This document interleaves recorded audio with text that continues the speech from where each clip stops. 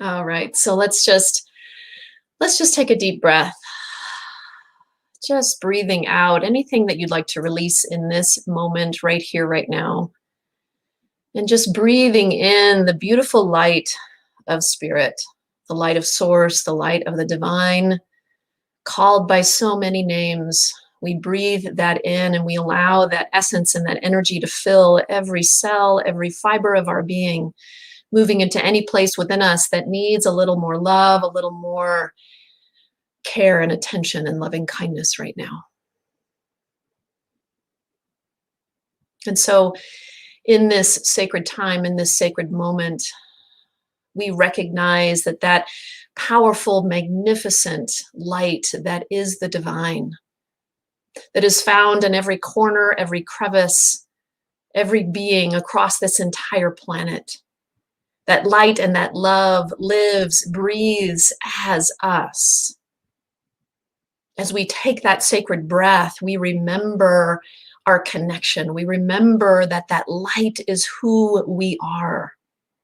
And there is nothing, therefore, that we cannot do because this light is always there. It is always with us, blessing our life, guiding our life, whispering in our ear, reminding us that we are always connected and loved. And so I am knowing that right here, right in this moment, we affirm and declare that we are blessed as a spiritual community, no matter where we are on this planet. We may not be in the same room, but we are always connected. The light of spirit, that spark that is within each of us, connects us one heart to the other. And what a blessing and a gift it is to know that truth. And so I am knowing today that there is something, a gem, something that comes through Reverend Barb as she speaks her message that was delivered to her by Spirit. It is the exact and perfect words that each of us needs to hear to be a blessing and a gift in our life today. I am knowing that the music is uplifting. I'm knowing that the music opens our hearts so that we can receive these gifts even more. And so I give thanks for all of this. I give thanks for the truth that has been spoken. I am knowing and declaring it to be so for each one of us. And so with that, I let this go. I allow God to do God's perfect work in each of our lives, right here and right now. So let's just once again take a deep breath. Feel that love, that presence, that life deep within you, overflowing and spilling out and touching all those around you. And let's affirm together by saying, and so it is. Amen.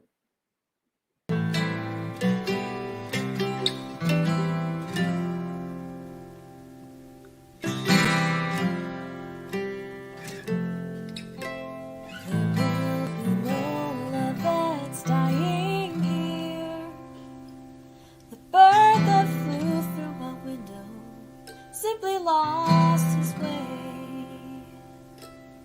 He broke his wing, I helped him heal it, then he flew away.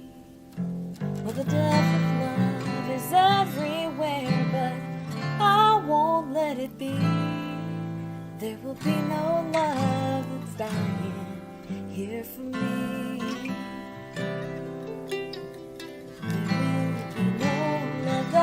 Dying here. The mirror that fell from the wall was raggedy, that's all. It rests upon a rusty nail beam, for it made its fall. Well, the bones of love are everywhere, but I won't let it be. There will be no love that's dying here for me. There will be no love that's dying here. For inside within. I paid for 3, a sweet old lady gave me 4 instead. There's some doubt about this love, but I won't let it be. There will be no love that's dying here for me.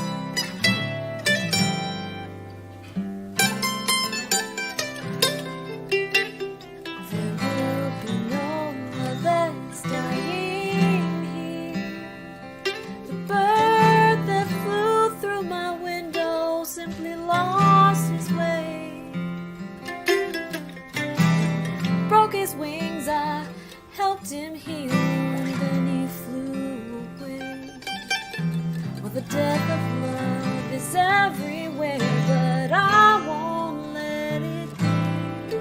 There will be no love that's dying here for me.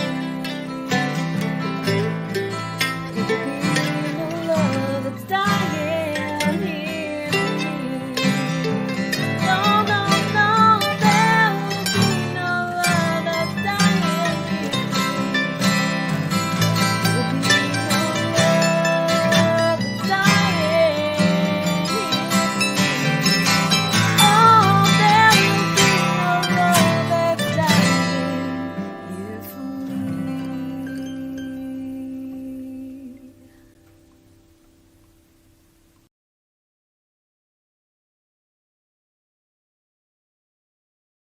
What a beautiful, beautiful song. Thank you, Valerie, and thank you, Jimmy, in 3-part guitar.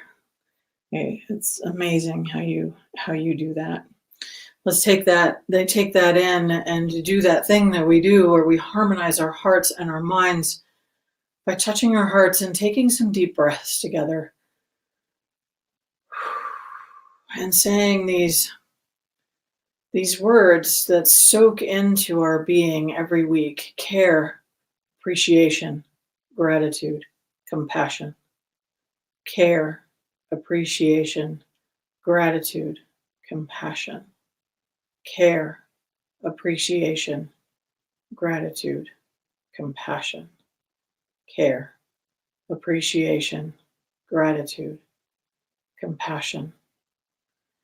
I often think if that became the mantra of my life, as that becomes the mantra of my life as we continue to say it, that, really amazing things continue to happen. So last week, Reverend Leah and Reverend Jenny and I each took a turn, and we spoke to ideas of change and letting go and release and living into vision. It was Easter, after all, which requires a reference to rolling away stones that block us. Let's just face it. Letting go of the parts of life that don't serve, resurrecting into our spiritual magnificence. I spoke of love as a word that seeks definition and action. That love is really compassion and kindness. Service to others is all of those things wrapped up together. So all through this last year and a bit, I find myself saying, and I find myself hearing, it's such an interesting time, and such an interesting time. And as I started to type that today, a note, it's an interesting time, I thought, really, we could let that go. In all honesty, life is an interesting time all of the bloody time. Okay, sorry. I'm watching way too much British television. Life is an interesting time all of the time, isn't it? Especially if we're really living life fully and with any kind of lust for joy and expression. Isn't there always something interesting going on? And if you think about it, really, our minds alone are playgrounds of interesting. So I thought I'd throw a question out for you to maybe put an answer into the chat today. What are you curious about in life right now? What brings you light and curiosity and wonder in your life right now? Now, because we are a house of ministers in New Thought, we spend a lot of time in conversation about all of you, buried in questions of what do people want next? How do we serve this community in greater ways? How do we inspire you to engage in community now and then as we come back together in person? All while reading articles about how church membership and ownership by community members is declining and decreasing and practically by the minute right now, and while watching our monthly income decrease and wondering where and how we are off track. So much mental noise, I gotta tell you. And then it gets real. There are a couple of people in our community who are dealing with real illness, and people we are holding in prayer for some really intense reasons. And it comes back around to what really matters. What really matters is that we are all, you too, not just us, all of us here to pray and support and make some food and reach out and love one another, both in our actions and in our thoughts. If we are not in action with our love, then really we're just navel gazing. We're just here for the show. When we take action, when we respond, when we pray, when we hold someone, when we deliver a meal, that is love in action. And that, I think, in my view, more and more is what spiritual community is really all about. And I'm curious about how much everything has been thrown into question by the disorder of our current external circumstances. It's like we've forgotten that we've all of us in New Thought, all of us, a lot of us have been calling for a higher order of being in the world. A whole lot. We've been calling for the next way of being. We look at, Star Trek, The Next Generation, or I look at Star Trek, The Next Generation. I'm like, I want that world. We want this world where there's concern about people other than ourselves, where the rising tide actually floats all boats, where we're caring for Mother Earth, where we are listening to science, where we have a desire to see the world truly work for everyone. What we forgot is that the calling for change, because what we speak, we create. What we speak and hold and know to be true is what we bring into our experience, that eventually it will bring about change, and that change actually requires us to, guess what? To change. But we don't love this messy part in the middle where we don't know what the change looks like on the other side. We want some assurances and we want some, we want a path. And every time in my life that I have wondered what's out here, but I have taken the next step, which always shows up right in front of me, then everything lays out, because that is the activity of faith. The winds of change continue to reorder the universe right now, and the truth still lives. The truth is that the universe does two things always for sure. It always expands in an upward and outward way of transformation, and it always, always wants the highest and best for its most incredible creation, which is you. I keep being reminded that my faith in this philosophy and way of life is, if it is only true when things are going great, then I don't actually have faith, I have playtime. I don't have faith or a practice, I'm here for the show. But if my understanding and practice of this teaching remains true north when all of the circumstances seem to be rearranging myself, then I can say, I practice the science of mind. Therefore, I know that expansion and good are coming through all things, and I am at peace within while responding and navigating through anything. You want that affirmation again? I know that expansion and good are coming through all things, and I am at peace within while responding and navigating through anything. Ernest Holmes said, "This is the greatest discovery of all time. This teaching is the greatest discovery of all time. The road to freedom lies not through mysteries or occult performances, but through the intelligent use of nature's forces and laws." In other words, change your thinking, change your life.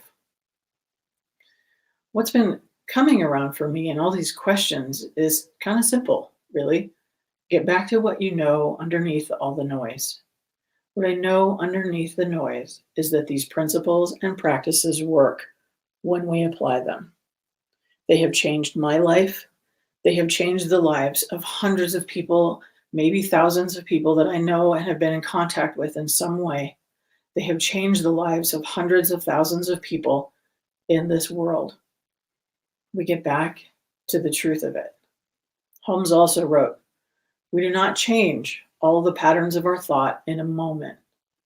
Rather, it takes place little by little until gradually the old thought patterns become transformed into new ones by some inner alchemy of the mind, the operation of which we do not see, but the manifestation of which we do experience." Now, he wrote this, about the inner alchemy. He called it the inner alchemy of the mind, which we know now through the study of neuroscience to be how our brain simply works and fires and patterns itself. But it takes practice and repetition in order to really change the depths of our being, which are the depths of our mind, which then are the depths of our heart. So what are we here for? We are here to have greater love, life, joy, expression every day. And how do we do that? We apply thought and principle in consistent, practiced ways every single day. We place ourselves in service to one another, and we give the universe the space to co-create with us.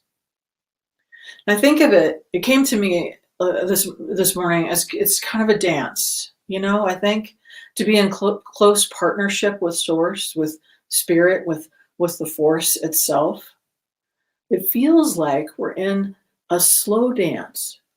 The kind where you dance with so much intimacy that we move together with a felt ease that feels like a cocoon of love. That beautiful momentary space where separation disappears and you grok it that it all happens as and through you, the divine expression. If you close your eyes for a second and just imagine yourself dancing intimately with the energy of the divine, knowing it as you move with ease and grace and upliftment. Abraham Hicks actually teaches this great reminder. She says, "You're not manifesting, you're creating the environment that allows the manifestation." And I thought, well, that's, if we're talking about wind, the winds of change, and we are creating the environment, are we creating the environment of the dance? Are we creating an environment that dances like a kite on the wind and moves with it and gracefully? Or are we creating wind that has tornadoes of distrust and angst and herky-jerkiness and stepping on each other's toes? When you spread your arms, what do you feel beneath them? Abraham also reminds us you can't watch out for bad things and allow good things at the same time. It is vibrationally not possible. And I think that's true. You cannot spread your arms and wings and lift with the wind and crash at the same time. It is one or the other in motion. So if you think about what you're building your wind with, What are you building your wind with? It is vibrationally not possible to be afraid and hold good in the same moment. Just saying. So the practice and the questions for this week are pretty simple, actually. What mental equivalent are you creating as you place your demand upon the universe? What is your wind? Now, before I close, I'm going to keep this brief today. Before I close, I want to remind you that there are people here to support you in holding the high watch for your own life. We have a really magnificent practitioner team, and they actually want to talk and pray with you and support you. That is their work. That was their call. At the beginning of all of it, when they went to practitioner training, when they went through practitioner training, the call was to be of support to people. And they do not get to do that. They do not get to participate in their own call unless you call them. They can't read your mind. You have to make a motion towards them, and they will meet you right there in this knowing of your own spiritual magnificence. And lately, as I get back to the basic truths, I constantly in my life get led back to Wallace Wattles and the science of getting rich. I don't know why, but I constantly get called back. I pulled a couple of key sentences because I hear this one in the back of my head all the time. There is a thinking stuff from which all things are made, and which in its original state permeates, penetrates, and fills the inner spaces of the universe. A thought in this substance produces the thing that is imaged by the thought. Later, he goes on to say, one may come into full harmony with the formless substance by entertaining a lively and sincere gratitude for the blessings it bestows upon us. Gratitude unifies the mind with the intelligence of substance, so that thoughts are received by the formless. Gratitude unifies the mind with the intelligence of substance. Gratitude will lift you. Gratitude will fill your wind with nothing but overflowing goodness. So your assignments are simple this week. Be as happy as you want to be. And be as picky about what you focus your thoughts on as you are about what you eat. Sign up for the meal train for Santa and her family if you are here locally in Northern Colorado. If you are not, and you're joining us virtually from someplace outside of Northern Colorado, this week, find some way to serve another human being without expectation of anything in return. Love, after all, is a verb. And remember this little affirmation. I know that expansion and good are coming through all things, and I am at peace while responding and navigating through anything and everything. And remember that you are loved. Raise your hand if you want to be in prayer with me today. Make that motion in your own home, and then go within me as we join in this moment together.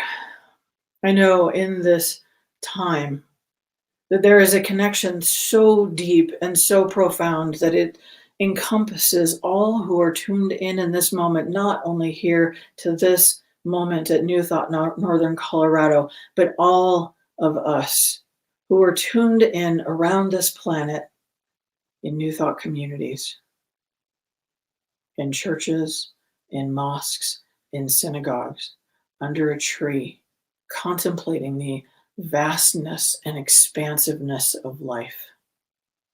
I know that all those who come together in love are connected, and that love vibration fills the inner spaces of the universe,